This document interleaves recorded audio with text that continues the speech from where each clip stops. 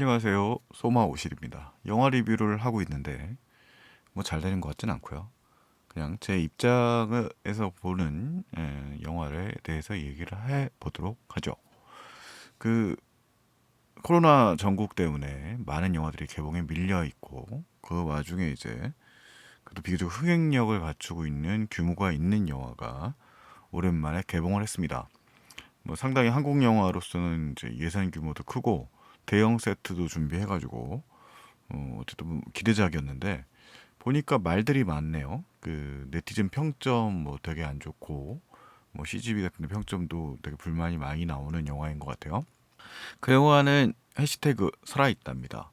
이 작품은 일단은 그 각본을 헐리우드 작가인 맨 네일러라는 분의 각본을 각색해서 영화로 만든 영화죠. 그래서 할리우드에서도 이 똑같은 원작을 가지고 영화를 만들고요. 아직 개봉은 안 한 상태라고 합니다. 한국판의 경우, 한국 이 버전의 경우에는 조일형이라는 분이 감독을 하셨고요. 이분이 거주를 미국에서 하고 계시고 영화 경력도 이제 뭐 조연출이라든가 이런 경력들을 주로 헐리우드에서 하고 계신 걸로 알려져 있습니다. 그래서 뭐 많은 분들이 이 작품을 기대를 했던 것 같아요. 예, 그래서 뭐 영화도 그 요즘에 핫한 소재 아닙니까? 이 좀비라고 하는 소재를 활용하고 있고 뭐 최근에 이제 킹덤이라고 해서 넷플릭스에 올라간 시리즈물 김성훈 감독의 이 시리즈가 시즌 2 올라가면서 특히 높은 인기를 구가했죠. 그 전에도 뭐 부산행 같은 작품이 우리나라에서는 이제 크게 흥행을 했으니까 좀비물 하면 일단은 그 긴장, 서스펜스 이런 그 스릴러적인 감각이 뛰어난 부분이 있지 않습니까? 이제 그런 부분에 한국 관객들이 좀 적응을 했다고 봐야 되겠죠. 그런데 이 해시태그 살아있다의 경우에는 좀 그런 관객들의 기대와는 좀 거리가 먼 것 같습니다. 아무래도 이 영화는 기본적으로 스릴러물의 그 본분에 충실한 영화는 아닙니다. 이 원작자였던 그 맨 네일러의 각본 자체가 원래 제목은 언론이었다고 해요. 그러니까 이 영화가 이제 그 이름을 바꿔서 해시태그 살아있다라고 이제 각색이 됐고 영문 버전은 해시태그 얼라이브로 바뀌거든요. 언론에서 얼라이브로. 그래서 살아있다라고 하는 이제 그런 제목인데 생존물인 거죠, 말하자면. 그런데 그 선택이 보통은 우리가 이제 좀비물이라고 하는 거는 되게 한 곳에 장소가 노출되면 좀비들의 추격을 받기 때문에 보통은 이제 도피나 일종의 로드 무비가 돼요. 거의 살기 위해서 이제 목숨을 걸고 도망 다니는 얘기가 돼버리긴 하죠. 그래서 계속 피신을 하는 과정, 그 속에서 이제 감염되는 감염자가 누가 될지 모른다는 공포감, 그 감염자는 가족이 될 수도 있고 바로 친구가 될 수도 있고 이런 상황들이 반복되면서 그 서스펜스가 아주 폭발을 하고 있는 게 이제 좀비물의 특징이라고 할 수 있는데 이 해시태그 살아있다의 경우는 그렇지 않습니다. 그러니까 이 영화는 그 두 주인공을 영화의 상황 속에 던져버려요. 이 영화의 실질적인 뭐 실제로 주인공은 그 유아인이 연기하고 있는 오준우라고 하는 인물입니다. 이 친구는 아마도 그 뭐 게임 스트리머를 하고 있는 친구 같고 뭐 현대 젊은이들 중에서 이제 뭐 아주 이제 네트워크 상황이라든가 이런 인터넷 상황이 익숙한 그런 친구로 나오죠. 그다음에 이제 이 친구가 영화의 시작이 되면 이제 집에서 늦잠을 자고 일어나니까 가족들은 다 나가고 있는 상태고 그런 이제 위기 상황이 펼쳐지는 겁니다. 그러다가 이제 그 상황을 뉴스라든가 이런 그런 정보를 통해 가지고 이게 일종의 감염 질환 같은 그러니까 대규모 그 아파트 거주 단지에서 발생하고 있는 질병의 형태인데 뭐 우리가 알고 있는 이 좀비와 같은 형태를 띠는 거죠. 감염자들은. 그래서 이 오준우라고 하는 인물은 이제 그런 사실들을 이제 그렇게 되고 싶진 않으니까 이제 생존하기 위해서 집에서 일종의 그 버티기를 하고 있는 겁니다. 그래서 이제 이 아파트가 아마도 이 공간적으로 이 그 우리나라에서 보는 그 복도용 아파트예요. 그러니까 그 분리형도 아니고 복도용 아파트니까 그 공간이 굉장히 이제 특징적이잖아요. 이게 사실은 우리나라 사람들이 익숙할지도 모르는데 되게 드문 그런 집단 거주지 형태거든요. 그러니까 뭐 세계적으로 보자면 그렇게 많지 않은 형태들, 우리나라처럼 흔하지 않은 형태들이라고 할 수 있습니다. 그래서 이 영화는 그 자기 빼고 나머지는 모두 다 좀비라고 하는 설정인 거죠. 뭐 I am 레전드라든가 이런 설정인데 그 영화들이 이제 대체로 스펙터클하잖아요. 가서 뭐 싸운다거나 생존하기 위해서 뭐 투쟁을 벌이는 이런 얘기인데 이 영화는 그렇지 않습니다. 오준우라는 인물은 아주 지극히 평범한 인물이고요. SNS상에 자기 생존 사실을 알리고 그 다음에 이제 근근히 막 있는 먹는 거 가지고 살아나고 집 밖을 절대 나가지 않습니다. 그러면 이제 관객들이 느낄 만한 불만들이 대체로 늦게 아시겠죠. 관객들이라고 하는 그 대부분 관객들은 이제 부산행 같은 영화들이 이제 좀비 영화의 선행일 텐데 킹덤이라든가 액션이라든가 서스펜스라든가 이런 게 발생하지 않는 거죠, 별로.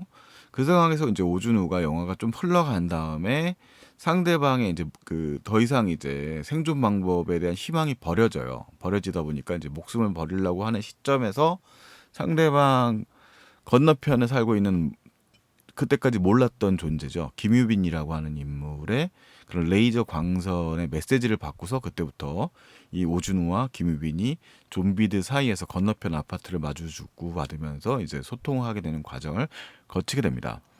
그래서 사실 이 영화에서 포인트는 사실 그 지점이에요. 오준우가 죽으려고 하는 시점에서 김유빈의 존재를 알았다는 거죠. 이 아파트 단지에서 자기 말고 살아있는 인간다운 존재가 한 명 더 있다는 것을 깨닫게 됩니다. 근데 그 장면에서 사실 이제 이거 스포일러예요. 스포일러이기 때문에 뭐 들으시다가 이제 뭐 안 들으시는 걸 말씀을 드리는데 안 들으시길 권합니다. 이 오준우가 뭐 자살을 하려고 하고 있었을 때 메시지를 보내는 김유빈이 이 김유빈은 성격적으로 오준우와는 좀 다른 캐릭터거든요. 오준우는 좀 뭐라고 할까요? 좀 까불거리는 스타일의 그런 캐릭터라면 이 김유빈 박신혜가 연기하는 인물은 과묵한 스타일이고 자기 이제 생존하기 위한 좀 준비를 도 철저한 편이고 뭐 약간 클라이밍 능력도 있는 그런 존재입니다. 근데 이 친구는 이 좀 과묵한 스타일이고 자기 표현을 그렇게 적절히 하는 편이 아닌데 이 친구가 이제 그 자기가 이제 죽으려고 했던 시도했던 어떤 근거를 슬쩍 쳐다봐요. 그 장면이 저는 짠하더라고요. 그러니까 이 둘의 존재는 둘의 존재 자체가 이제 그들에게 희망이 되는 거죠. 누군가 같이 살 수 있다는 것이 희망입니다. 그러니까 우리는 그 윌 스미스 나왔던 아이 엠 레전드 원래 원작 소설이 있습니다만 그런 것처럼 홀로 살아남아서 있는 그런 처절한 투쟁이라기보다는 이 영화가 얘기하고 있는 것은 역설적이게도 이런 위험 상황에서도 같이 누군가와 같이 살아가야 된다고 하는 이야기를 메시지를 전하고 있는 게 이 영화의 핵심인 것 같습니다. 그래서 저는 이 영화를 일종의 좀비물 서스펜스 스릴러물로 본다기보다는 일종의 팬데믹 어떤 감염병의 질환, 전염병의 질환 속에서 현실과 겹쳐지는 거죠. 그 속에서 같이 살아야 되는 연대의 메시지를 강조하고 있는 영화로 이해가 됩니다. 물론 이 영화가 상업 영화고 뭐 그런 서스펜스적 질감들이 필요한 부분이 있는 영화이긴 하지만 제가 이 영화를 재미있게 본 것은 오히려 그 지점이었어요.